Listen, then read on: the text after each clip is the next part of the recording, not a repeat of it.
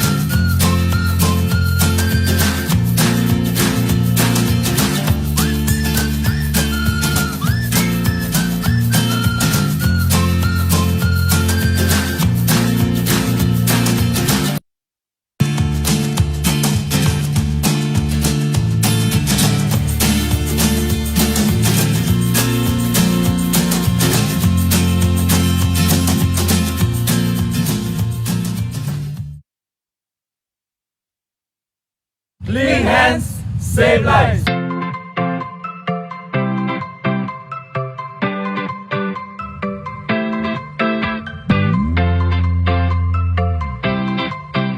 Ai e te lei ulfale lotoa, e te tau lava ona fulma ulima, o lo iai lava se te pua uma ona saunia, e a ona mulimurita iai le fuluina o ulima, ia whaonga lava nisi o vaila au fululima ina ia mautinoa, lo malu pui pui a mai nisi o sia mai a fia ai, i se whaama.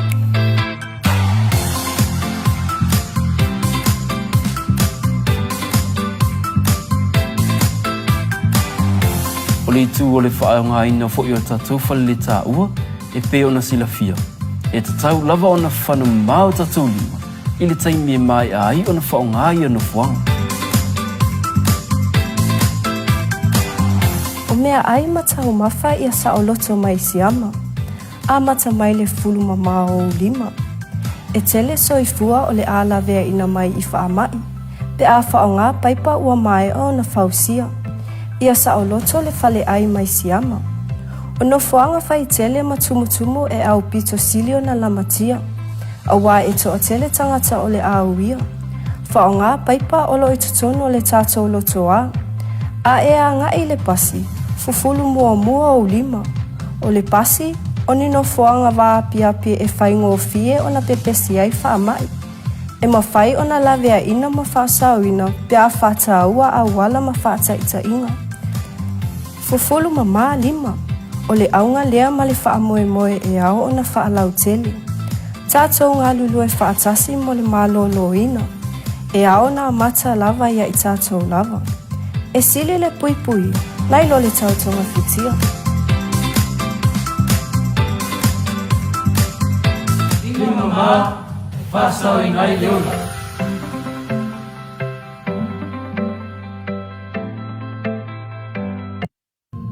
O le ula ula tapa ai no whanga whai tele. E a whia ai matangata e le ula ula tapa. E ala il mana vai no asuma vai la au ona. O lo ngā osi ai tapa. E tu sa ai ma wha mau maunga wha la potopotonga le soi fomalo loina lalangi. E siri atu ma le 8 miliona le au whai o tangata. E mali liu tau sangata i tasi ona o ngasinga se Maleifua Mai i le ula ula tapa. O le tasi te sima le 2 miliona o nei tangata e mamai. Ma mali liu e mafua ona le mana vai no asuma i tapa. A tangata ula ula. E matua a fia ai whanau la iti mai e peo le nimonia, mai o talinga ma le mai sela. O le mana vaina e le tina tō, po le tina tō fo e ulo ulo tapaa. E matua a whaina e le soifua malolo ina o le pepe o le i whanau mai. O le ulo ulo tapaa e maua e le tangata i ngasi e peo le kānesa, mai o le fatu, pele i tū o le tino, suka, a fia ai fofonga ma le vaai. E te oti le tapaa, tu unei loa le ulo ulo tapaa. Faise suinga fou, suinga le lei mo lo soifua malolo ina. Change for life.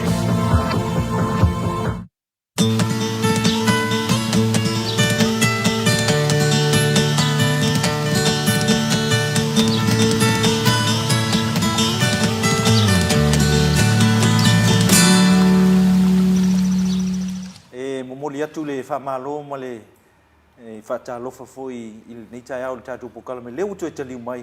Ia ua i sila mai foi Samoa le mo mafi lo i se tasi o tai tono tatu university o Samoa te mai tai a Melissa Porta ia o ia le o le faululunga o le director o tatu EQ ia election fa Samoa te mai ai on fa pertania le academic quality unit o le o lo faululu nei te mai tai a Melissa ia aveli ia no fa talo vot maro soi fola le ia ni me tai au manuia mo pola fa talo fa foi le au vanga ia mai mo mai nei tai au.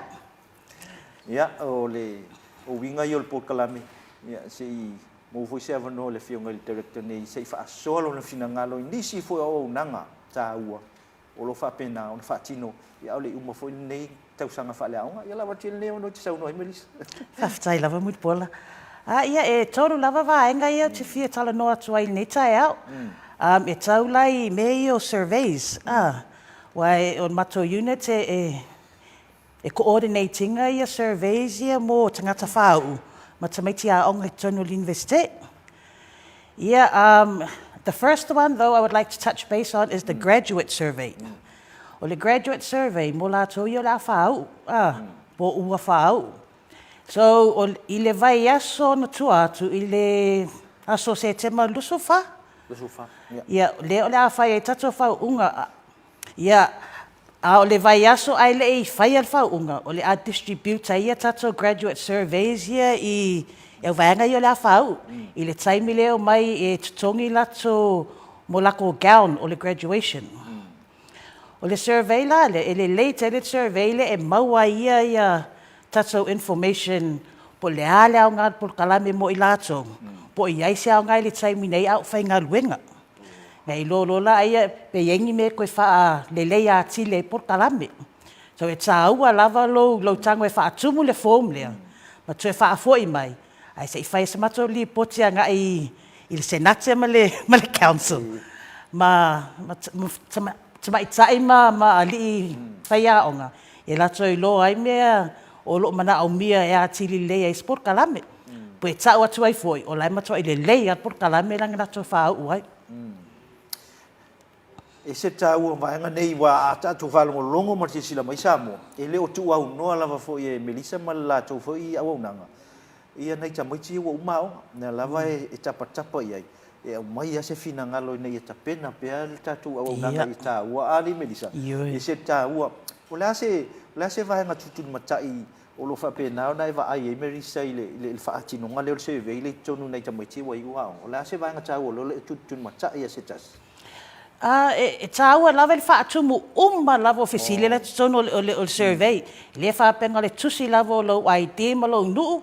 Ai e tango foi e tick boxes le tono o le survey. Ma tusi lalo e ia fesile le ia pa ieni mea e ono tofa a leia atili ai por kalame.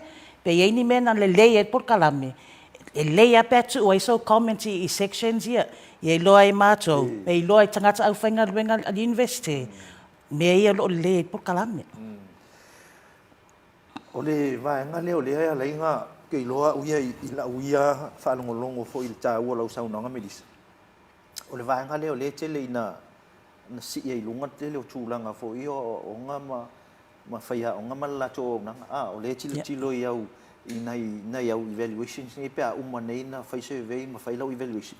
E tilo po ngā whitonu le ia i le vai o le nanga o fele le malosi yo na tapena le ia inai o le asi vaenga afu e uma lol survey le ma moa o la si vaenga le amu ia lau tapena Ian tapena ro lai e lo fo ia lako employers wa o telo tangata e fau wa e telo lo fenga ruenga pe wono ma sina challenge na uma le por kalame wa taimila na wa tato i lo ai po wa mawa singa ruenga pele ai ngai wai lai ai foi a tonal survey le whainga ruenga o whainga ruenga iai. So la tā pena foi la se employer survey. Ia i lo foi la e tātou po le ale au ngā o afo ia o skills ma ngā waa ia i le maua mai po kalame o loo wha o ngai tono o le whainga ruenga. Mana ia tele sol. Tā ua i o saunoa ngam whamtalanga o lo saunoa i foi il director tātou EQU Tonal University ina i vaenga ia. Ia e pau alta talo e watu ia autou le la atu fo i le fomu.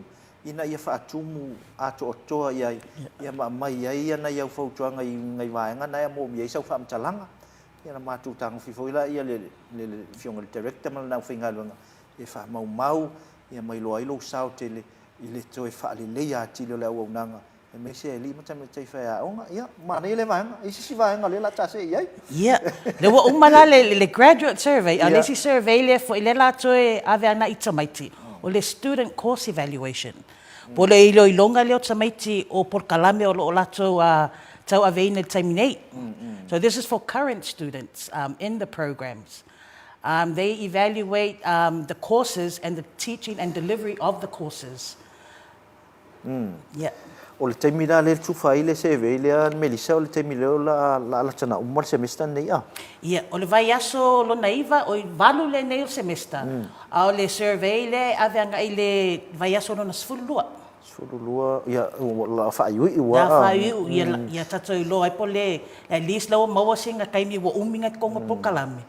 Nei, sfulu kasi vai aso, sulo vai aso laua tau aveina po kalame. Then we have some sort of holistic feedback of what they had undertaken in the program. Ia, e tāhua telefoni nei vahenga ia pe ona saunoa ia le fionga i le tatu director o le tatu EQU. Ia au le lava lai tuli mo umala le vahenga wai. Ya le la ka ko ngai ka mai kia ngai o ngai ka ko current students ye ya le la tu fo ngai luanga o taua o le asa usil sila le lau fionga le director e fa malosia mo tamaiti uma pe ku al faikalia mana ia lava fa malosia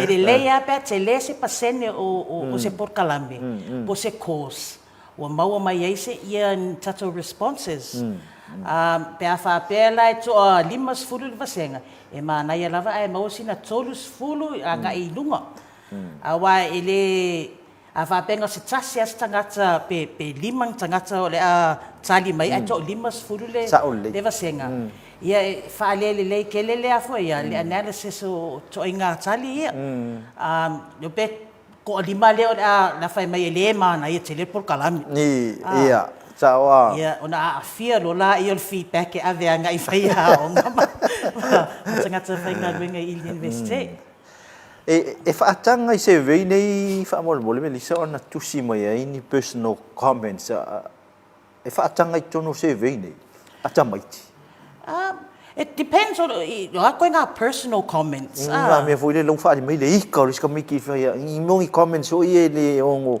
ile a fa ie le fi fa ia onga pe o kau o i lang ngo foi si la la mai se vei ngi mo kwa kusi lang comments fa ka fa ia onga le ika e whaakanga i la role it's a dear lava so se comment ia tsau mai po le me wa lenga wa lenga tsai fa tena mai ai ngala po se tswai tu fa ia onga po le lava ngi resources wa lenga ile fi vasenga ai o le a tsama fai fo ia encourage ia fa atumu survey ia online wa le tele lava ia le fo ia le platforms ia le fa ngai vasenga le mo ia le Moodle le ka ko website o le ia ka ko NUS broadcast Facebook pages ia o le ia le mi tskatsa I la telefoni ma la ko devices e na fo ia access computers so la tam fai la ve tu le tu lava fa malosia ia le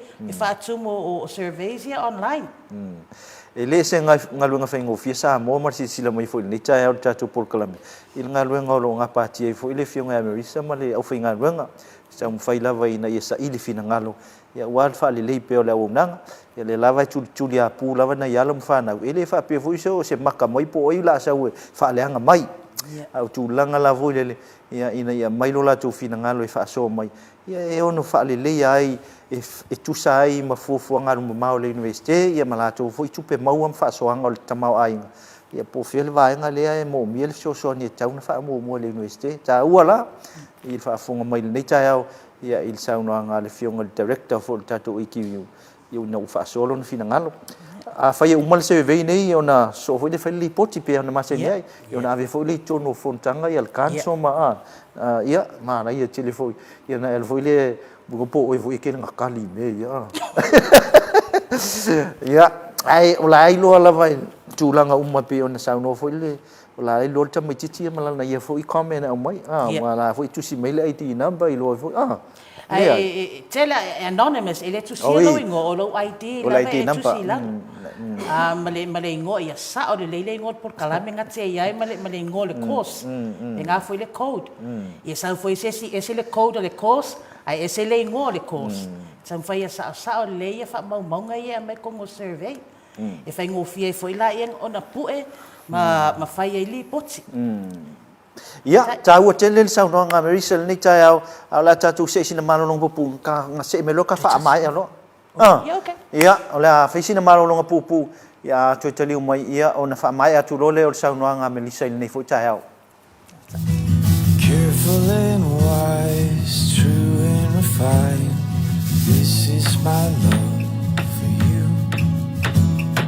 gentle but strong for suffering long this is my love for you. Shout from the city gates, hear heaven bless this day. Let all the elders say that this love was worth the wait. Let go and hear the sound pull all the bears down. O whanau o me poeata, o suinga lele, e a mata mai a ma oe. This is my love for you. Change for life.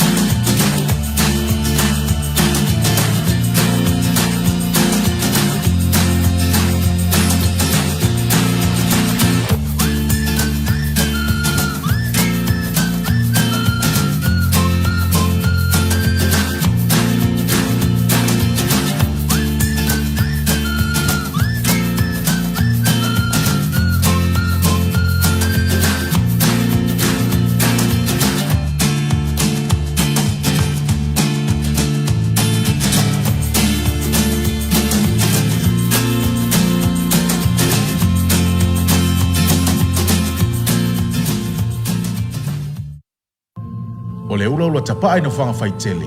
E a whia ai matangata e le ula ula tapa. E ala il mana vai no asuma vai la au ona. O lo ngao si ai tapa. E tu sa ai ma wha mau maunga al whala potopotonga al toi fomalo lo ina lalangi. E siri atu ma le valu miliona le au whai o tangata. E mali liu tau sangata i tasi ona o ngasinga se Maleifua Mai i le ula ula tapa. O le tasi tesi ma le 2 miliona o nei tangata e mamai. Ma mali liu e mafua ona le mana vai no asuma i tapa. A tangata ula ula.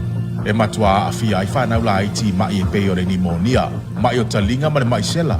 O le mana vaina e le tina tō, po le tina tō fo e ulo ulo tapaa. E matua a whaina e le soifua malolo ina o le pepe o le i whanau mai. O le ulo ulo tapaa e maua e le tangata i ngasi e peo le kānesa, mai o le fatu, pele i tū o le tino, suka, a fia ai fo fonga ma le vaai. E te oti le tapaa, tu unei loa le ulo ulo tapaa. Faise suinga fou, suinga le lei mo lo soifua malolo ina. Change for life.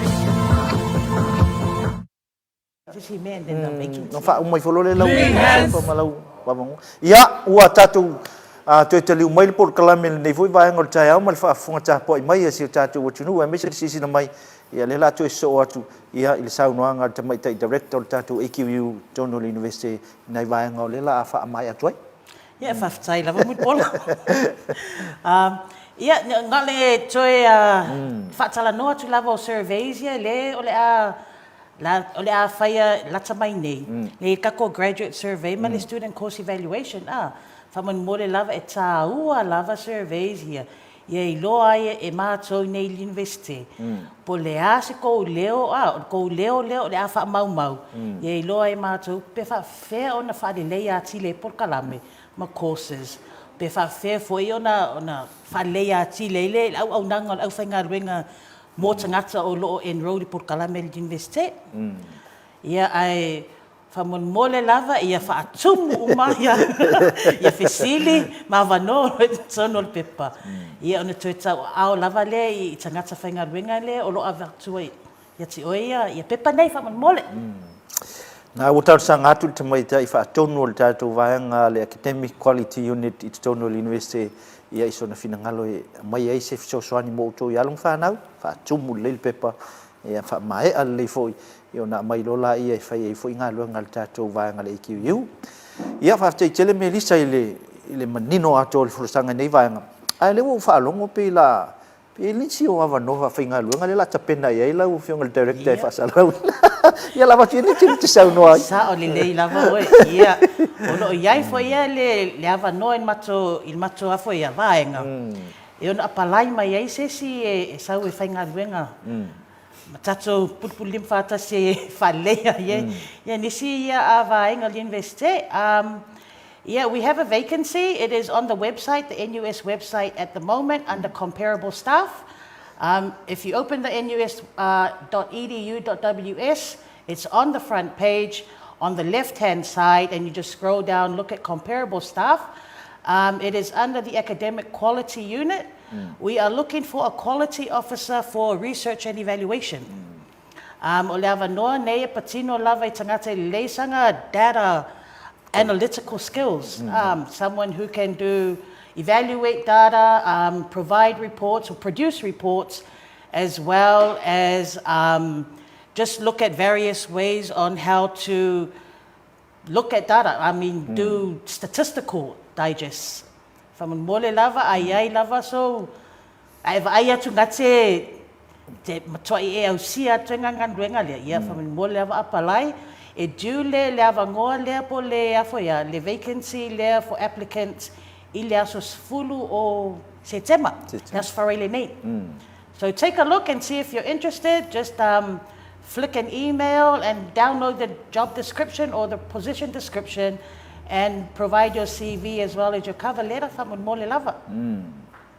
Ia, ua tau noa fo ia tatou whaatonu I le fo I vaenga tā ua Port Kalame ina ia whaamanino ma whaailoa I lau whaafonga sa moa o loo mo o mia stangata whainga luenga I tono tatou vaenga le EQU. Ia o se tangata ia leu whaalau atu ia nisi fo I o criteria se fua ia I lau tusi tausanga mai. Ia ai a mauti noa a toa lava I lou nau tainga. Sa ili fo I lunga o le tatou website o le NUS. Nia na sila umalei vaenga na ia pe foi o tonu ale tangata le fifi to nganga luanga a fio mai foi le vaenga le ia le fio ngai director male au finga o se au finga luanga mata tau sa afia le lei vaenga umo nga luanga tu langa foi me tau me finga luanga ma resources o ke pole pawal me lu apalai mai ia na ia foi le fai unga vatu fia ia te o te mai tai fa tonu male finga luanga ia au kausa ili so songi mo nai vaenga na la makere kalongo ko kongi ngi ke wa ka ko kongi ke le lu ale e ke le fu ko kongi ka ko apalai mai ia nai vaenga ia ona o le fai un tatou Port Kalame wala malama fo ia IP ala mo mole tiel ni ma no malanga fa alo e sau no fa I wai ia la fu sau fo tuanga ina ia long fa nau me se fo il fai un Port Kalame ia I la fionga malanga fa alo melisa Faftai lava mut pola. Ia it's faftai atu faftai tele lava mut pola ma le NUS broadcast mo nei ava noi whaanawilo ai nā tu ia ngaruenga o loo ngaru atu ai nei le AQU po le Academic Quality Unit. Ia o sina whautuanga lava I tato alom whanau o loa o ngai nei le university. Ia keep enjoying your studies but also provide feedback to us with regards to survey forms that we will be distributing soon so that we will be able to know and to understand how you are finding the programs and how would you like the program to be improved as it continues. So it is very important for Mole to complete these forms as this is your voice on how the programs are. You discussing it with a friend, you discussing it verbally with your family is not enough evidence for us to provide to improve programs. That's true. So from Mole Lava, we need evidence from you with regards to completing these survey forms for all graduates and all current students in the programs.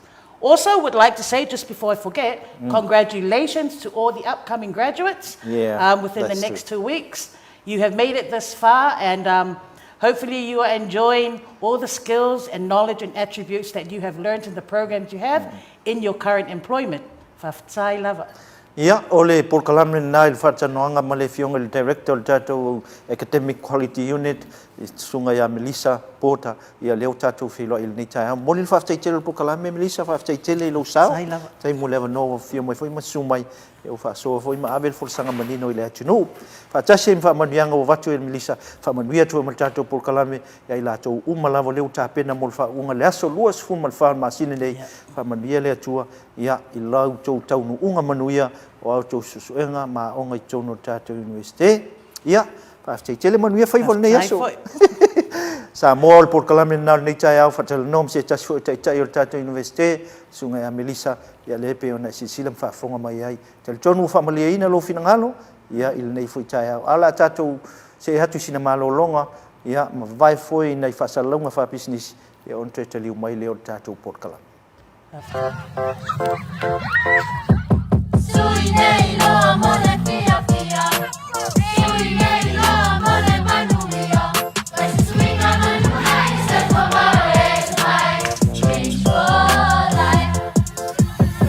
ai mea ai paleni toanga ekoleni tau mafaole nua nua fruits pe vegetables sa pe lua whaanga yo mai lontino lue mai pasau fika mama papa pasau kasisiba mole soifua malolo ina kakau ole happy sa ole ika eska mako piku kama ufi mau kengi aku sasalapa manga yo ole sile sebe besi wha mai uma wale ko besi everything is good it's so sexy pau lapa le me amaka feel amaka right now let's go hey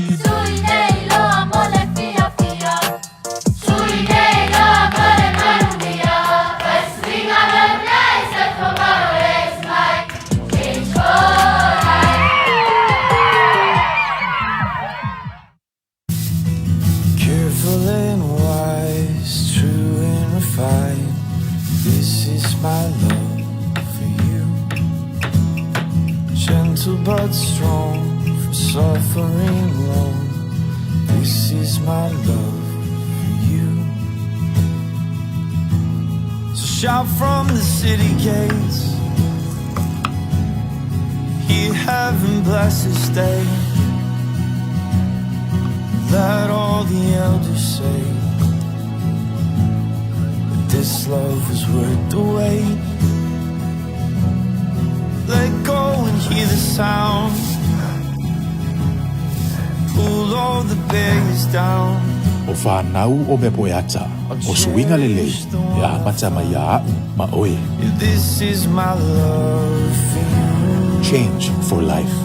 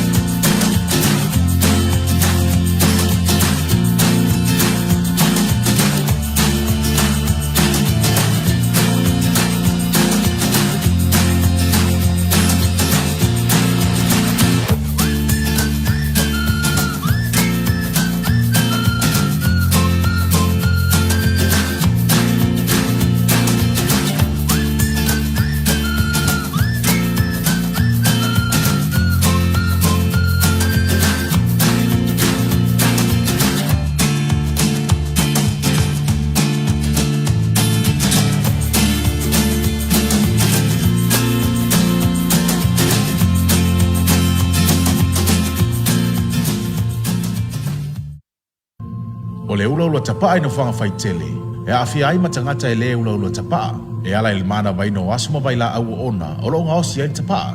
E tu sa ai ma wha maunga le whala potopotonga toi fo malo lo ina lalangi. E siri atu ma le valu miliona le au whai o tangata. E mali liu tau sangata i tasi ona o ngasinga se mafua mai i le ula ula tapa. O le tasi tesi ma le 2 miliona o ni tangata e mamai. Ma mali liu e mafua ona le mana waino asuma i tapa. A tangata ula ula.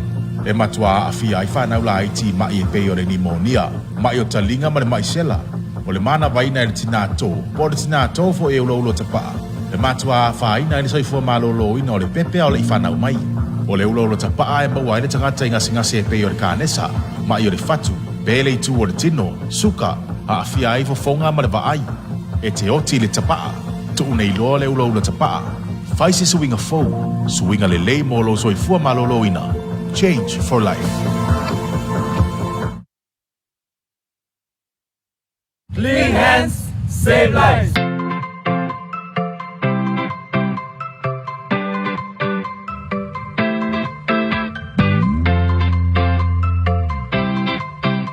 Ai e tele ul fale i lotoa.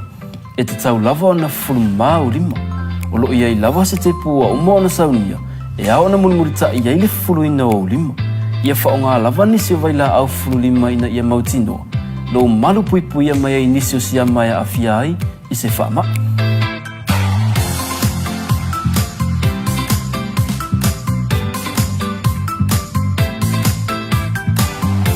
O le tu o le whaonga ina fo i o tatou whale le tā ua e pe ona sila fia. E te tau lava ona whanu mau tatou lima i le taimi e mai ai ona whaonga ai ana fuanga. o mea ai matau mafa ia sa o loto mai siama. A mata mai le fulu mamao o lima. E tele soifua o le ala vea ina mai I whaamai. Pe a whaonga paipa ua mai o na fausia. Ia sa o loto le fale ai mai siama. O no fuanga fai tele matumutumu e au pito silio na lamatia. A wā e to o tele tangata o le auia. Whaonga paipa olo e tutono le tato loto a. A e a ngai le pasi, fufulu mua o lima. O le pasi, o nino fuanga wā piapi e whaingo o fie o na pepesi ai whaamai.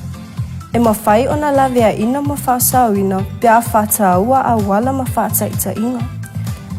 Fufulu mama lima, o le aunga lea ma le whaamoe moe e ao o na whaalau tele. Tātou ngā lulu e whaatasi mo le mālolo ina. E ao na mata lava ia I tātou lava. E sili le pui pui, nai lo le tautonga fitia. Tino mama, whasau I ngai leona.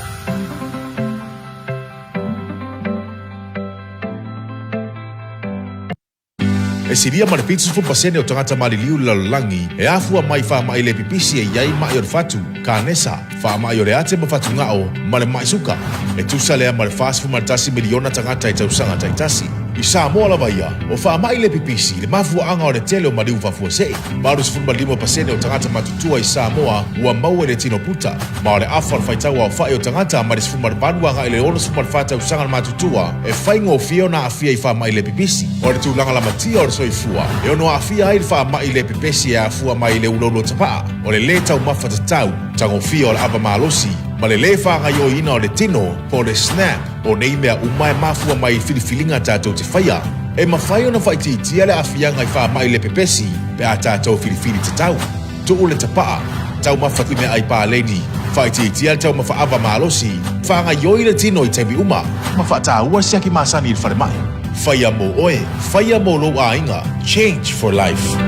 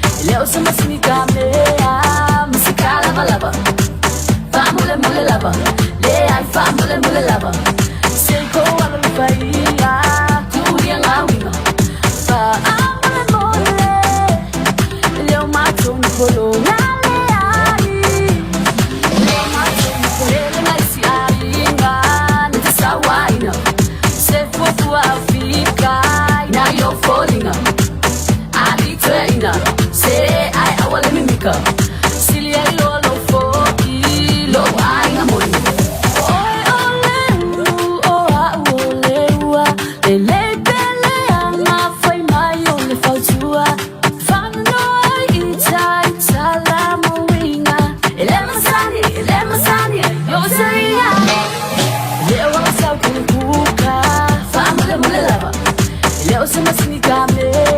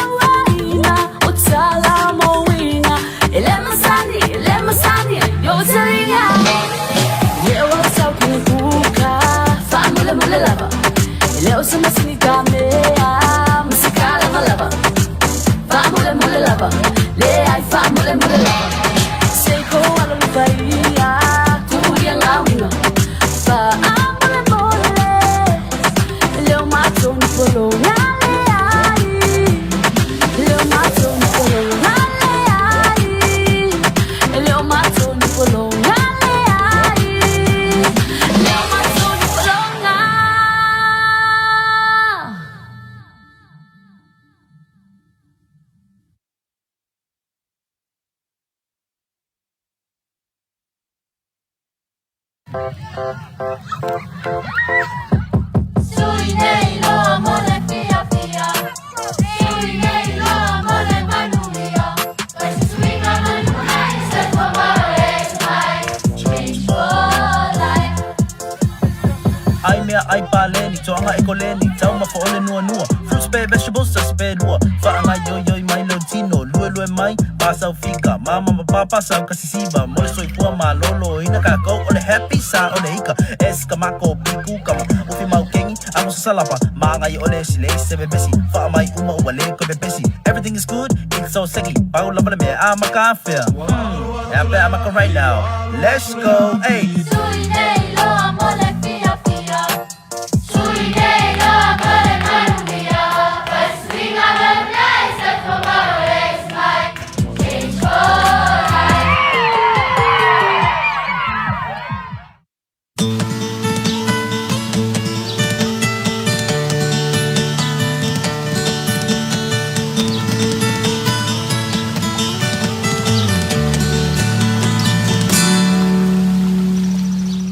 Momoli atu le whamalo tele sa moa I lau silisila ma le whaafonga le leita au au ki mai pēr lau TV lunga o le tatu NUS TV Channel 8 ia leo tatu whaatasi I fo il toi so onga le pokalame o le Maleifua Mai ia peo na I fo il whaatanoanga mse tasi o taita ilu nues tele director ia Melissa Porter ia leo fo il whaatasi le leita au ia ai leo ar matue whaatasi atu ma le sunga ia Darren ma ia ngai forsanga o le takai au ali Darren na Tango fiere lua whaatanoanga ma le sunga le whaatono le tato EQU o le afa o si vaenga de pe o la tau le toi fa le ia tili au na fa le ia tili au na nga wale ya au ina lo tato ala mo fa na so ese taua au pe no sa no le fionga ya Melissa ale ia feedback po fina ngalo ia mai fa na le mfe fatino ina la tonga le mfe fatino ina la tonga au over ai lato form na evaluation form ese le fengo fie na ba ilo fa pe fai mingi fe siri fenga va ngale mapumele e fie siri mai apo ani me falera o nga po le potua onga po le sio manga awa mantua mut pola le ia no forma ke si fatino ina ilo wa onga i se onga di se pe o me fa pena e fra vaenga evaluate e fera tamati e fa ia ia sauli lei evaluate e fa ia onga po anga me o fengi I se mesta ko me fa pena ai pe ona sa no fa Melissa la to pitola taua a fa la ko evaluation le o la to e o atu e fatino o la to atu e fatino wa a fa pe o atu e ave fa ia onga o la to e fatino e pe ka o fa ia o tamati me tu si lalo a wangi se sa ka kusi nga mele sa le ia o le vai nga tonu wale le au mai il fina ngalo le tamati tia onga o nalu le ta ulon ta mama lon tina a fa yo le fa mai le fa ti onga le tamati tia onga e le lava resources yo nalu le tamati le fa matala yo na matua fa mai le fa tuanga matua anu lai fa tino se ve ma tu si la lo vai nga na te lo e tau tal pili le tongia to matua e fa la wa ai le o lava la me finga luenga o fa tino ai la wa o ngai tono le tatu investe e o foi la fa ya le foi fa ya ile evaluation al tamite e tango tamite evaluate il fa ya fa la wa le si ko inga ka ko kilo foi li Darren le si ko inga va nga le fa ki ka me ki fa me la nga ule pasiso le ai nga ko lecture foi ai nga ko tutorial so foi ai va senga fa la o mai foi evaluation o le ma full ke lo o foi o foi tionga tamite venga le o le ai se fa ya o le time le ma foi ona feo o I tonu ala le manga chilo le university masa ili mai pe ni fa mau tu pe I foi ni vaenga mau tu e loai e sa o ile sa fa ya nga la ning ma fu nga misin fa senga ka miki kasi ru ko fa lima ia pe o nei vaenga na ai ele foi na pelo ita mai til vaenga le awa sa ka miki ko kasi pelo fa mai wala nga ule pasili tan ma mo nga ile se fa ya ai au mai ka miki ko lima fu le nga sa ngoi ai kasi o ese lau comment e negative lau la o comment il fa ya nga malanga performance ai mai ka miki lima fu e pasimo mai ka miki dei la nga il fa ya nga le so E fiu lai alo i le vale. Sa lelo sa noanga mut pola. Awa e de fa pe vest sanga tatu tasi. Ia. Ma mea la ako e fai uma pola me tupu. Awa fa pe la me feista ma ti ele feista ma ti. Awa o ila va ton tatu university pe fa tata no. I me yo fa ya o nga mesela mta pu e pasi, tama te pasi, ma tama ti ele pasi. Se ilonga lava e ono sfut pasengi. Le fa ingol basenga ele pasi. O toanga va alo la iele e va se reported fa ya onga.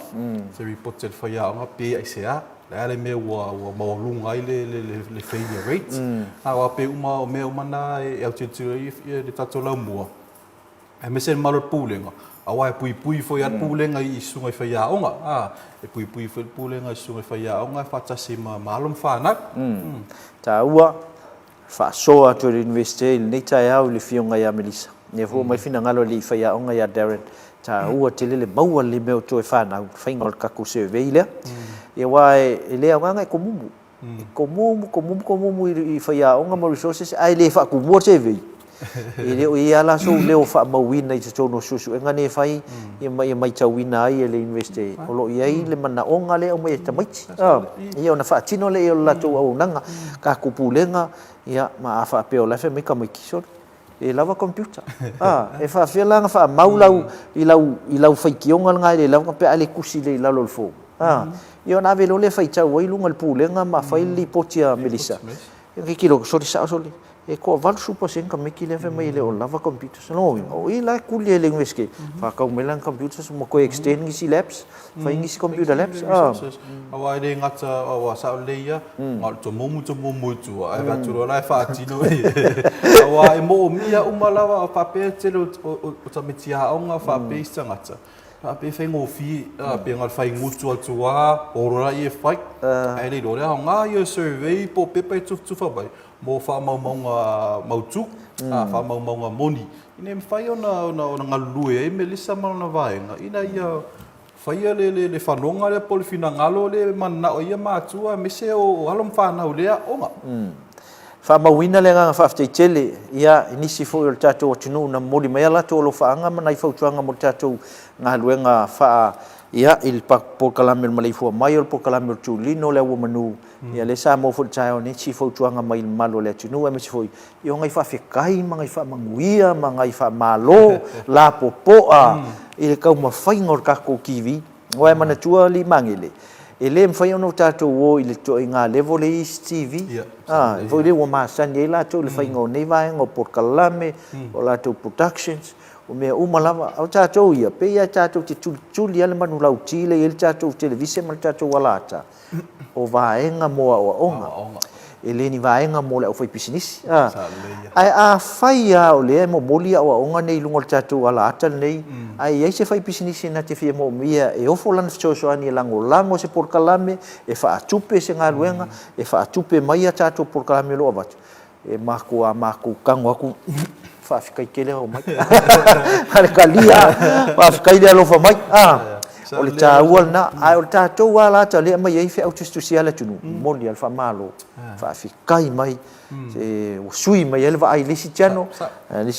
a vai o le fialu ke le fo i vaenga voi o le mai ngala utele matina ele tunu yam tulang fa por kiki ko me i vo ki vi investigation ka ko fa longa ku ya tare na mo fa so mai kulanga me ka wa onga ya o tatu investi ya wa mo ya i ka ko ku o fea onga mai ai le primary school e sa kolisi fa so lo mai ai e tilo amatua ka unga ya lu investigate no vinga e ola me ala te me pesol ke fialu le US ke fio o ka le US o i ton wala le va tul tafe au le ma nai ma malo le finga luenga i lungo por kalame nei a fa ila sila mama tu ma longo mai por kalame mo chot ola la va e ku ole ku si la fa mai mo le por kalame le o le fa lo ia o le fa ka muta o le fa o le fa su o fa pisinisi o fa no saula onga e alu ngau kale ni US ave lau fa ya onga ma lau fa business e se tau fo ngaluenga ngaluenga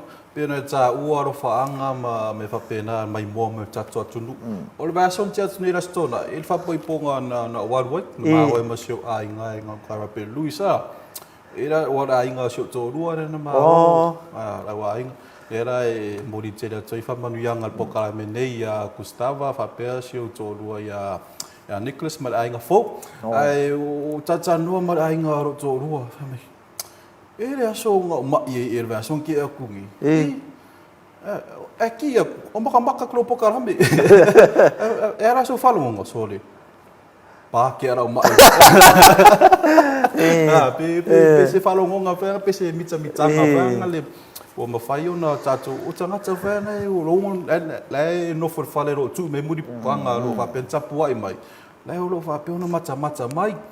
E sui e whai se rātou me whai le aso ma le aso. E le ngalo le tapu kalameta po inga nei o tātou ainga. Māri. E whai nei o tua e me se whai nei o mātou ainga. Wa o le telea o le o nei a tātou whamalo e mai nei o tātou tau ainga. E me te whai i mamalu fo i o siu ainga. E mai fo i whaftai tele whamalo lava. Ia wau tātou nunga lava li mangili. E se na luenga sa tātou o mai ai. E se fo i la uenga luenga whawhai a onga. E se la uenga luenga. E o tu whatasi nei o tātou lotu. Tātou teo mai e. Ina ia whao ngāle nei a lata. E a watu e fo i la tō mai nei e te oe. E whaasoa i le tunu. E mo se foi so vai mal matou foi au finga luenga e tau fa so ile tunu nga luenga le fa tino le university ele tu salata to nei tatu university mal tele usi televise e se o tele ta foi tu pea o no tatu o le tatu ti finga luenga ma tatu mai tatu fai fa so ile tunu i lungo tatu tv i mata upu tau university ka ko le fu mai fu maka upu foi a isi kampangi a isi mkanga luenga al finga malo e pie ma tele al no al tatu tv e sa asoa atu le finagalo le atunu o loo faapena ona tautua i totonu le university ma malu o faletua ta malii ia e maise foi lolo le aufaigaluega ia vatu so latou finagalo auā lausi la faafofoga ma le tapuaʻiga maua le atunu mali ese le matagofio le tulaga ua e saunoe mutpola o nei avanoa o avanoa le au maua aua ua matamata mai foi matua ua tele o taimi orientation amataga pe a mai matua e mai le toalo mafana e fatoai roa e latou poka lama e o foi lai matua isi taimi e lou iloa mei tutupu tonu o le tatou o le tatou laumua ae pe ua avea le avanoa o le tatou ala ata po le tatou ala le tio foi ia ua faafogafoga mai matua aua o isi e waku ro mangava e whakiro ra i le Facebook e makamaka mai e a me se foi ai sunga e li mwhai a onga o matua o whaiva o whaatonu leo mai whaasoa atu le latoa lato to mai a pe o rupura tonu o le utala wal poto o le whetala e avea foi lenei avanoa le polokalame le Maleifua Mai moli faafetai tele i le aufaigaluega paia le atua o loo faapena ona galulue faafaiaʻoga i tonu o le university e ai le sunga ia malo tau malo lafolafonga e ai le sunga ia meki o malo tau o le sunga i whawhiangainga e whakasa o le sunga ia meki tuu e o lo whaia onga i le vanga le fote o i o le ti a kono le kalesia katoliko e o le sunga ia fesolai a leni sofa o i o le whaila unga o le tala leifa maani o le kalesia metisi ia o lo whainga luenga mwhaia onga o io se tasi o alilo ia whaia onga i tono le vaengali al tō vaengali fopu ia o nei au whainga luenga ia le atu o lo lato whainga luenga leo le tai au o le whai o le whainga lotu le ono pasalo po e sili se whainga lotu le lakua ma nei a voi o nei wha mahalo sia o le tapena ina o le tai au e tiri i saunga luenga ia a whai ke mga ki whalau ki vi ngai le ongor kai au tako wala ata nei o le NUS TV Channel 8 o nei alu atu ai ia tatou whainga lotu le ono le tai ona suli ma minute pe sulu ono foi minute le umi o whainga lotu ia manai nei wha malo si au le whainga luenga o le mafuanga fo fa atino i le vaenga ia o se finangalo foi o le pulenga ina ia whaongana ia tatou ia sunga ia li whai au whaia o ngai tono le university nei au whainga luenga ni o mai e whaisina whainga lotu e tapena i le atunu o mai le tai au ai masi fo le tatou o whainga luenga ia auli amateina ngalunga e se fula ka o le manga le fu tatu o le vaenga foi ele ia ele ia ona moi poi foi le vano no fo mal tatu tapa usili le langi ala i tatu fa manu fa fetai ia fa foi ia vi inga ile tua ia auli ka penga ka ia o mato foi ala por mako faculty ala o fio mut pola e to lua mato foi fea o le sunga ia fesola ia aleni Papela male asunga Reverend Petero Paunga. Petero Paunga. O even tourism o diploma tourism. Mo papela ona ye te ferata mai o le fiunga ia le fafenga inga por awa o ia Petero Paunga. O le maua te foi la manu e foi se tau sanga e watu ia Paunga e sume e faisa na ia fa malu si au se si tai au. Ina ia fsosani fo tatu ngalung. Ai o le nganga fa ftai mal fa malo e le aini i fa malu nga foi le masangi asa fa fa loku ave. Ai o le nganga fa ftai o le ofo ina mai o le tau tu o fo mai tau tu le ia le la ua tele ai foi fa so ma le fo moni el fa ftai le tunu ini foi o tatu fa malu si au ala le ofinga lu ngai tai au status. Wai sau le so mafua so tau le stona. E ono aso lea e whai ngā lotu ia tātou. E o lo pu e whai tono tātou TV. Ma matoi, o se ngā luenga wha au pēr. Ina ia a tonu te o atu se si taimi wha pēr mai lo le pūlenga ia. Mai nei wha manuanga ia mon leo whi ngā luenga. Mai ngai ala ko keu kusi ia. E tātou te leilo iai. Ole vaengana. Ia o lo ngā pāti ai whai nei tamali ia tu lo le au whi ngā luenga o whai a onga. A le whai o la tau tofi le kalesia. Ia le lau whaonga ki Follow TV leo no tai au la tuita tu whainga lotu ia songa fua tau la stonai. Ia sila mai whafonga foi. Ia wha soat foi le universite. O ka ngaka le universite. E lin tangata na mui me tua hoi. O le lava e whaonga lava le whainga luanga. O le mena tau e tātou. Se multi skills ka ngaka. E multi talented foi le kako. E vol tangata o le whaiaonga e whaiwhiau. Ia pe foi e te whaiaonga le foi e liska lengi leo le avatu o le lo wha lau ilo ino por kalame. Ia ma vea o se tasi o host o tatou TV. O tā ua umo nei vaenga. Ia ai me se fol sila me le tatou pūlenga ma le tunu. Ia whapele kong sol. Ma kua le leia vo yo kamala yo e whaiaonga le foi le lei lisi mene. Ia e avea nei ama noa whaftai tele foi. Ia na yuso foi o tatou be o tunga mangele. Ia o le fitalenga ia te vanga. O le sunga le stua fine ia masha. Ia o sunga tupai. Ia me se fol stua fine ia sanita. Ia o la tau umaia. O le ua ofo mai lo latou soifua e fia tautua le tatou TV e ala le avatu fo se latou fesoasoani e le gatini faasolo latou tomai foi le tau faiaoga ia leu faasofo le tomai tau televise foi le avea ma tatou host ia o inte tilo lumanai ai lope ke ua avea ni tagata ia me te foi ia suga magele i ke ua avea o se kagaka o se kagaka iloga i le kakokugu i porkalame le foi le faalauloina o porkalame o luga o ala ata ia o le agaga lava lena al tatou pulenga o le whaasoa le ata mai o lo i le uwhainga luanga. Ia wa o kalkongu hoi le whamel kako pulenga. Koi kiki a kako o se kulanga whaapisingisi kako kiwi. Ai whaonga me kako uwhainga luanga. Ia, ako ngoi koi kia fwoi kako lalaka ngai whaamamia ngai momo kako. Awa o lo wau ia wa ai. I te momo ana o saunga ti pewe o lewanga o fiesa. O lewanga o mata mai rua po kalambe. O tumana i uso i tatou whengai i. Le vango fia sa wa na fili loa pa me so to loa te ora e aro ni kiri lo kau kara o le kapea o mo o le aro o alo wa i lui tau i mato wasenga me se fe so fa na tangata matatan o le mea te fa longo ina tu rola e pe kau keke rombo me le mea o le mea ke fefe ai alu e fai o lui tau umana wa le papalangi get out of your comfort zone ta wa ai wa se mese tasi i happy yo pawang ke lo wa pe tau kau boring fanga ni yam fai malu fai puani si skills em fai ona e tawina le mo le tau faftai le effort pulenga mo tau ni no nei tangata vai nei mo mo apa ngau awa e sa no fa tuluma ima ia malo faftai chele ia ile sao fo ia sia tatu fo ia au finga luenga me se foi na uso lo tu mai tu tatu me pu ata ia po la tu mo behind the scene lo nga lue malo sina ia fa tino tatu o nanga ata foi le uso ia ta yau ia mal tatu po kala per samo fa so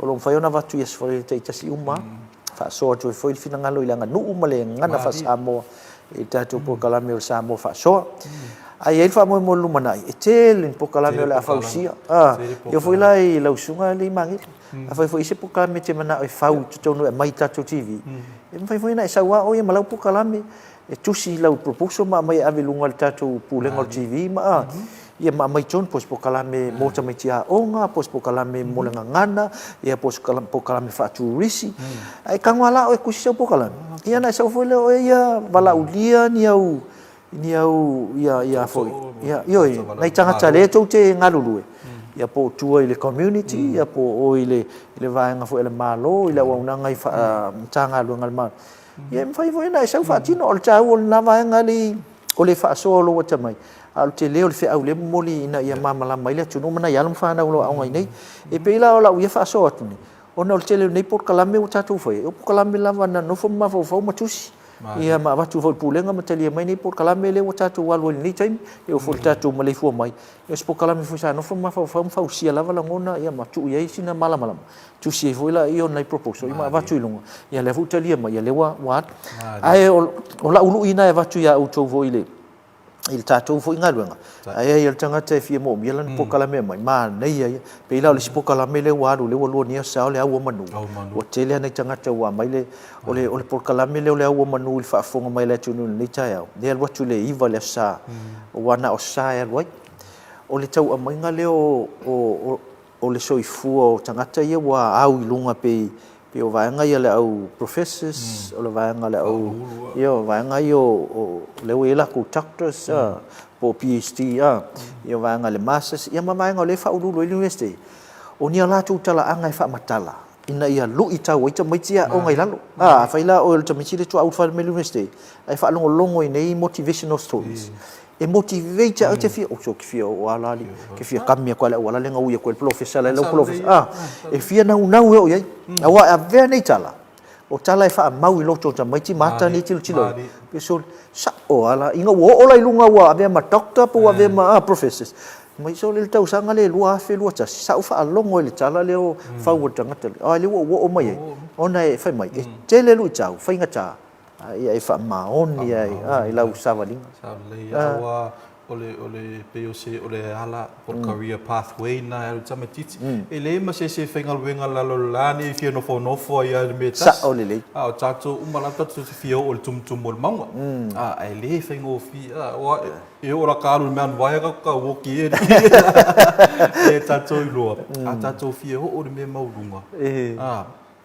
fa maoni ile ngata tato o lunga i fatumtumunga o tato ngaluenga ia me se tato ola falenga sa ole le i ofa tasimo tato tato nunga male ola fa tu ile tu fa ia me sili mo ia wa isi value sia ta o tato ola fa sa mo ka ko mai ole lotu lava le tua ole nganu ia male ai e o ngai vai ngai ka penga mai o ka ko ola ia fa ila ngale leinga ta penal ta fa tolu le e sa volta mitia onga e lai ma fana voi le sau tonui fa ila ka foi le ka penga inga ka fa kodu le e saula e a tole lua e misi tas ia pe sau a tole tas e misi le lua e sau wala se tam fa ia e pe ia ave masi avenga mafa foi ia na lo pe asi pe o sa o ngi me se ke fa ia kwai le o ia se support mai alo ai ngai ke le ai masi fo kwa nga mai nga le au ke halua ia e pe la sau no anga len sau no tato pulisi le sai por kala me le au manu fai mai la na ia sau no anga fa ala ai au mal fa malo si au tamaiti a fai o le taonga o le malo si anga i tau no uai tumtumunga o lo fa maoni ia u mea onga kusa leia makala ia ka masinga fai la ula ka kala kapi voi e o ka alo kai kofi e inga i testimonials so ia ka fa alongo ko fa mai ilungo ise ui la kapi mai a fai lo o e filfili e alu la kapi ia e fa maoni i tole ninga ma vaenga umalawa e te ausia ilo alu lunga pe foi la le le la fa mai ia ang fa kala le ka ko pulisi anga ule fa maoni ia la wa mo kalia mang maloi lu ika o kile ka mu mo ia no winga e cha ua tele fa fonga le tunu pe o kakala ngoi vanga le o nai chala anga ne o malu le o finga lu ia pi wa mai e foi la ngona fa nau ia va so io po le si lu su ko sanga o professor po le se fu mo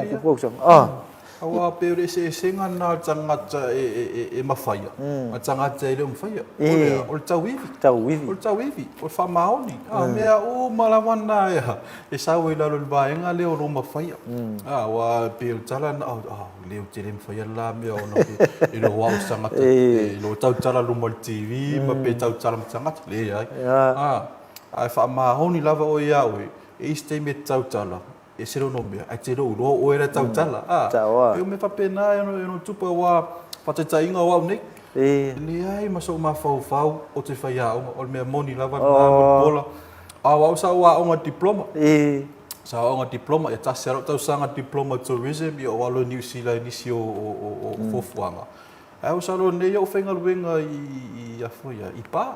I kua i Sheraton e se tua ia me se foi altano to Star Hotel e o nganga mo lo experience awana o whenga luenga lao ma wa onga o whenga luenga ma wa onga le ai lava ma so ma fau o te whai au ai ono lo wha maoni lava lo wa onga o te wha maoni le ri e ra o wala awina ia e te whai alo mea na lo wha maoni e te le aro e su e nga luenga e te le aro e su e tupe wa latu tupe su e oi wa latu whenga luenga e su e oi le sao le lei o le si tafa le o tatu o langa uni ka lo le atua vo ia tatu nga luenga i o fa tasi fo il tatu tatu nunga i mea lo tatu fa ia ma lo tatu o la fa tu i le atua e fso soni mai ia mai mafuta i le atua wa le sika ka vo nga le kale kongo i le akua o se o kula i lo fo sika kalo le kaya o ma le fia ma le po pe afika ungi ma mea onga e makua ia pe fo le e tati tala fo ita ia lo tau langa ina ua mo fo ia no a onga i fa fo Australia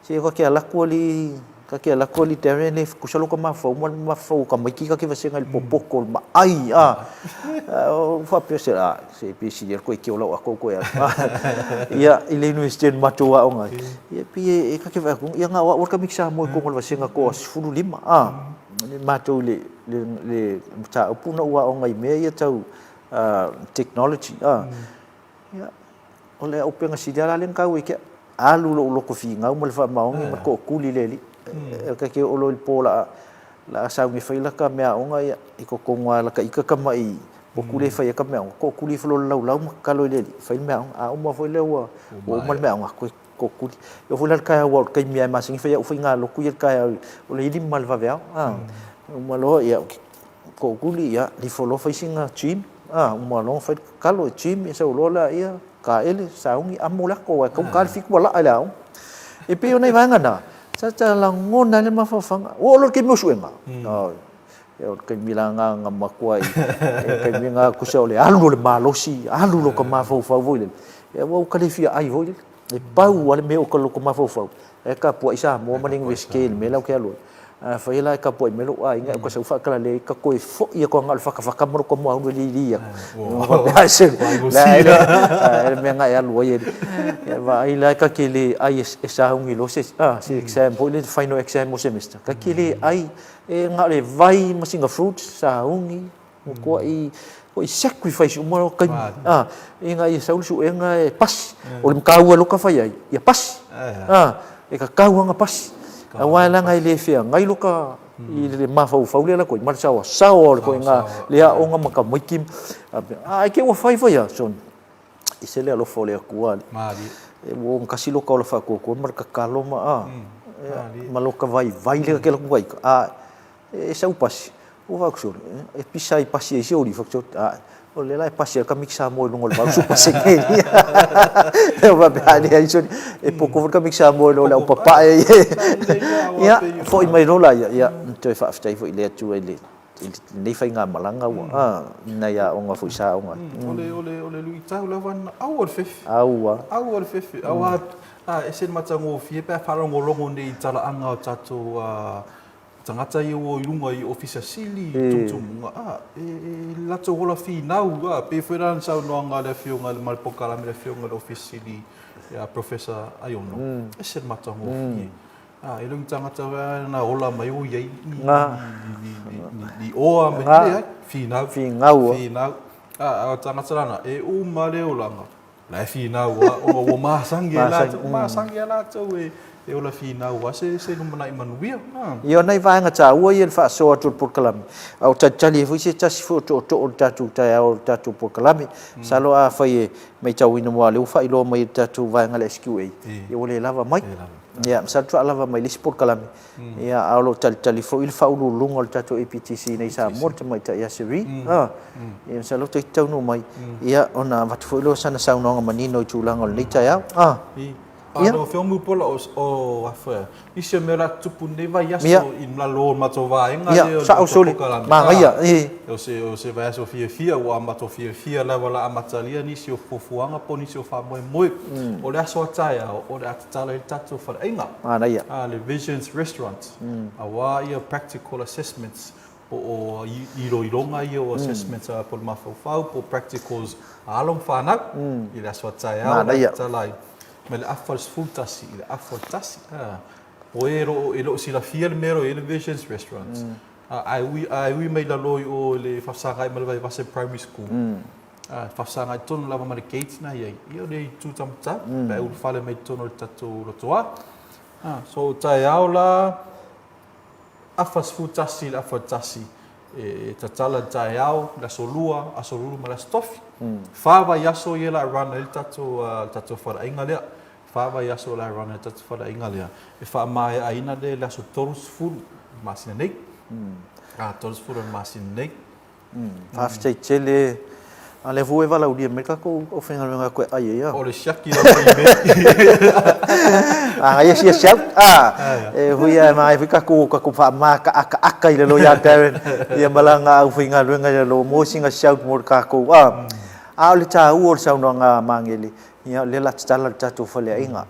O le fale inga le mo se fie le tunu. O se fale inga o le o fatino iai ia le o ino anu fa na. O lea onga I lalo po kalami o lo faya onga ilsunga ya Darren manis faya onga tu fatas ile saunia lea o mea tau mafa ma mea tau sam mo malo e faya tu tono fatan malo ai mese fu tono fala inga longa winga o le level le lunga le kau kilo ya le ko inga mea ai la ya ko inga quality la ya o le manga ya sa kasia le songo ai o ma fi kau ya ka la ku penga I mal ma ngai me ai mo ale la ke lo aka ko o lo ke lo afa me ko ka me ya dar a tu langan na ole silsila le ma nei fo le mai le tunu e mai tau wina ya ma tau sami ma tofu le ma na nei o me ai ia ma se silsila le nei malu nei na li mata mate ya o ngai o fa tai ai ole kuka ole sevinga ia ma nei va nga tau na ai leo le ka whakai ka ka koi ka mi kiao o ape o le vaenga foi le pen sa no le fiunga ya melisa te mio solo o mea lava I fai tato I tato pokala mele mea foi na lo fai e tu le faf le se tu sa uma quality tu sa uma standards le fatino ina le tato pokala mele lo le serving o ku nga se ina le o mea ai o le serving ale tangata o mea uma fa pena lo fa pe ona au tau wina I nei lava le tato rambua. O whapeo na maua voi o Australia, New Zealand, matunu rei whafu. Moi lava. Tā ua tele I la uia whalongolongo au fo le tangawhinga venga le university. Ai tā ua ia lau vai. Se o lea mana ia mele tunu, nei vaenga ia lau tō au nanga. Wai e leo se whale inga mautu, voi le whapea ta tala ia so uma e whatau i mea ai ona lai se au whinga nga whapitoa, le ai sa moa, ona i along whanau lea onga, le wo whata I tai I. Ai ya ka kile fa ya kule level le wita mai mana na ya ai sili alo su mai ke kofola ai ngai no le se senga ya sa or kala ale al ko inga ol magongu e se ale level le e se le level pi longo winga ai ka alo le e kere ko kofol pi ai ka alo le pi e kere ma fa ya le ya pe winga ya le fa tu e se le level le ya ai ta ua lava ya lo sum tala mai al tatu fala inga talo la so tai au o le kala full morning tea e se breakfast hale lunch o ya le lunch le kala ai e parfait fo o le maçonnerie perfect maçonnerie perfect parfait a sal take away la se tau fa tai tai O le tau lo ua umano na utartanoa tu matawaianga le lo e 25 tala i tangata. 25 tangata. 25 tala i tangata e seila matau o mainu. Se tau mainu. 25 lea ai ele tau wailo workshop ah. Just going around take. Ia vai la e tau o te 25 tala. Mau se va no te suma e sau sami il tato vision. Ia mo mole toila ia lo faanga ma fa malo i na sunga fa ia o me se fo il mato HOD health department le fionga ia le sio langi fa tai mo lo fa tua ma lo lang malo si i le mato department le tourism le sunga ia potassium sembo Agnes Chan ia mal mato head chef por Maxif Coca le fionga Martin James ia me se ia alom fa nau fa peona alo atu fa moe le ia manuia lava o tau faiva ta fika kele ma ngai kele fa so atu fo il sunga li fa ya ngai Darren mangele il nei foi taiao ia mule tu ia lo fa angal tatu por kalame nei il Maleifua Mai ma tatu TV ia il fa ululung ol tatu sau fa inga ia le HOD le fionga ia la siolangi ia mai ma Gabriel ia mi se foi ma malo le fa inga luenga ia nevu sau no ia tamai ta o Agnes Potasi fa tasi ma Darren ia marka ku kamo Martin ia uso ia Martin sau mai Australia leo tele lo na sau le o ino alom fa na ia malo Martin you have to tele ia mo lo sau tele le o ino alom fa na ia ai mo se le ka ku va ia ko so sui o le kofo mai le taimi i ko inga kuka ese ia nei vaenga na le cha il fa la wi lo vo tatu fa la inga o le vision ia ina ia fa pe na mo mai so sau au tatum ia ela silio na fa mai alta tu por kala min cha yau la ngai foi chu ngol chu ngi ol fa ya onga ia Darren ia o ke va ko le lava mai ta tu ni cha yau mai na chu foi ia matile chu lia pul chai mi o sa mo o chele foi o faival ni cha yau ia silio na ma fa i wa tu por kala mi ol Maleifua Mai wa o tal tonu lava o lau tul tanga o mai foi i se ai o le tai au e ala in to o e la unga atu ma forsia atu ni forsanga taua mo le au nanga ale university ia pe tai le ia o le on tasi foi tia mo le umele so ma foi na una watu